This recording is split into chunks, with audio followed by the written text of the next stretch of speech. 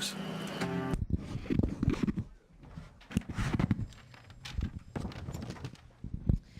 If I can have everyone's attention, we'll go ahead and get started with our post-race press conference here at Dover International Speedway following the AAA 400. We welcome our second-place finisher, Dale Earnhardt Jr., driver of the number 88 National Guard Chevrolet, currently 10th in points. Talk a little bit about the race out there today, starting from the pole. Talk a little bit about finishing second, being up here with us today. Yeah, we had an awesome car 2 weeks in a row. We've had two fantastic race cars. So real proud of Steve and Kevin, my engineer, and all the guys for bringing such good cars to the racetrack. It certainly, makes my job easier and gives us opportunities to win like this. So trying to look on the bright side. A little disappointed we didn't pull off the win. I felt like we had the perfect strategy. Had maybe the best car, arguably the best car today. And with those four tires, I thought we could get it done, but we left everybody in the mirror, so, I mean, we were clicking off some laps, but just not fast enough to get to Jimmy. We'll open it up for questions for Dale. Please raise your hand. We'll get a wireless mic to you. We'll start with Bob and Jeff. Bob Parker, Sporting News. Can you talk about the two pit stops, the one where you kind of blew past the commitment line, and then the last one where it seemed like you kind of got caught up in traffic, and are you glad that, in hindsight, that neither of those really cost you? Yeah, I think if you really look at the race as a whole, they did cost us a little bit. At least the mistake I made coming on the pit road and missing the pit road completely. We had the lead and gave up the lead. Jimmy had the lead the rest of the race and was able to, take advantage of that clean air at the end when it counted. And if I had, not given up that track position and had a smart enough race to keep the lead when it counted right at the end, we might have won the race. It would have been real hard to get by us, just like it was to get by Jimmy. So I think missing the commitment cone was a big, big factor in us, not finishing one spot ahead of where we are. But the other pit stop wasn't that big a deal. I came on the pit road about as hard as I could. The 14 mark was running maybe 5-10 miles an hour slow in the first couple segments, but, I don't know that cost us a ton of time. We'll take our next question from Jeff. Go ahead. Jeff Glove from USA Today. Dale, do you have any sense for how long it would have taken for your tires to produce more of an advantage, and did you feel like you were starting to track him down? Yeah, definitely. I knew for sure over the entire run, if we could run 80 laps, four tires definitely going to be better than two. And we were guessing around 35, 40 laps, the difference would start to show.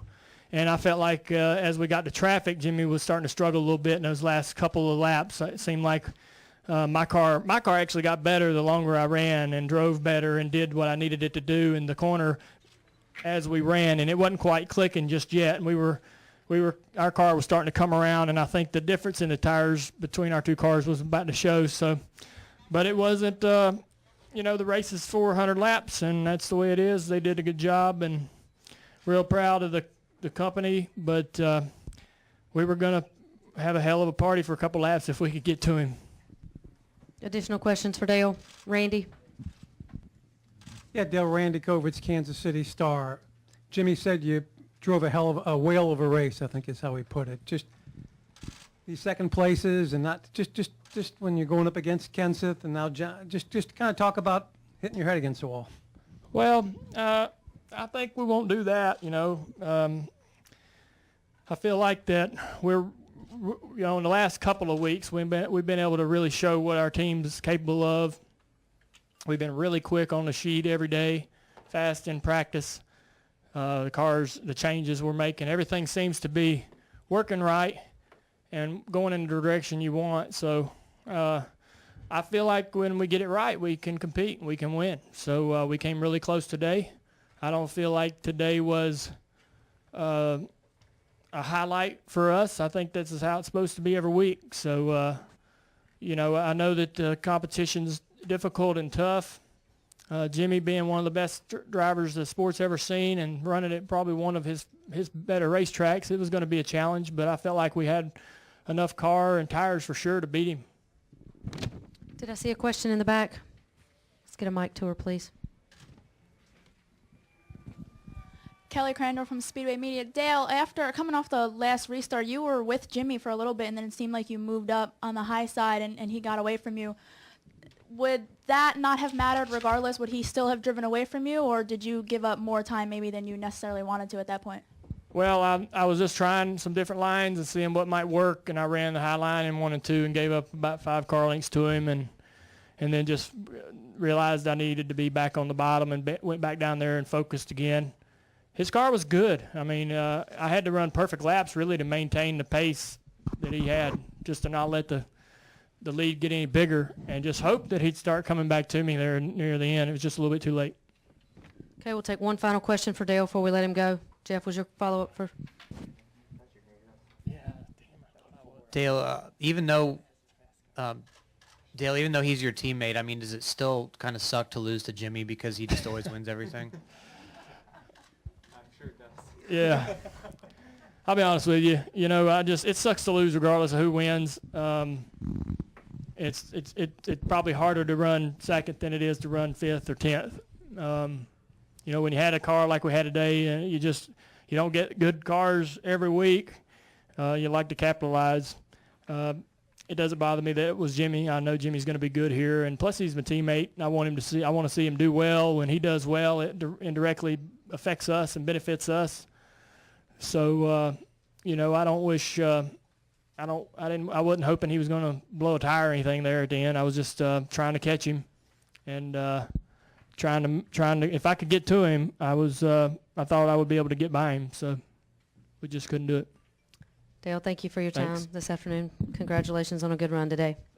We now welcome our third-place finisher, Joey Logano, driver of the number 22 Shell Pennzoil Ford, currently 11th in points after today's AAA 400 here at Dover. Talk a little bit about your run out there today.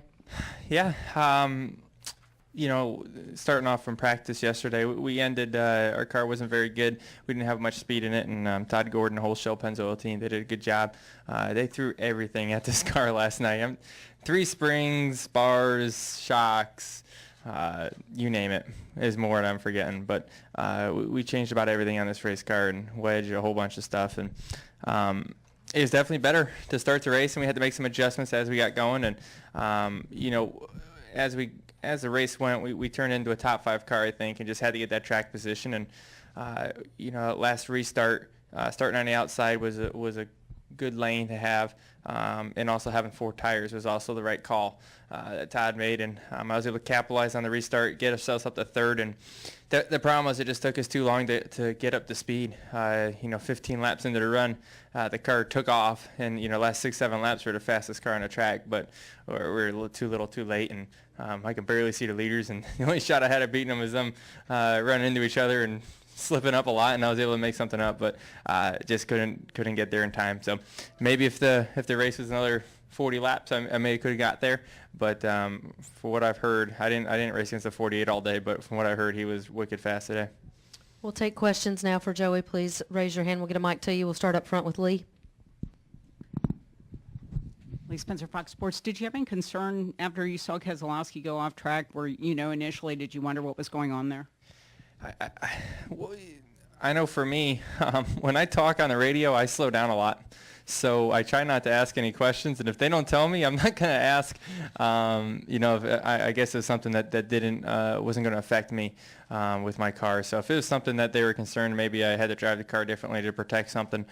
Maybe I still don't know what happened to Brad. So unfortunately, I don't even know where he finished, but.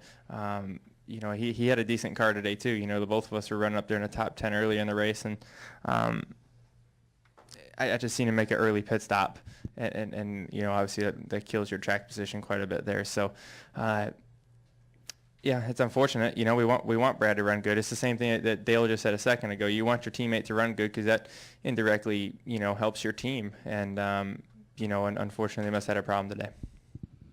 Additional questions for Joey? All right, Joey, congratulations on your run today. Thank you for your time. All right, thanks.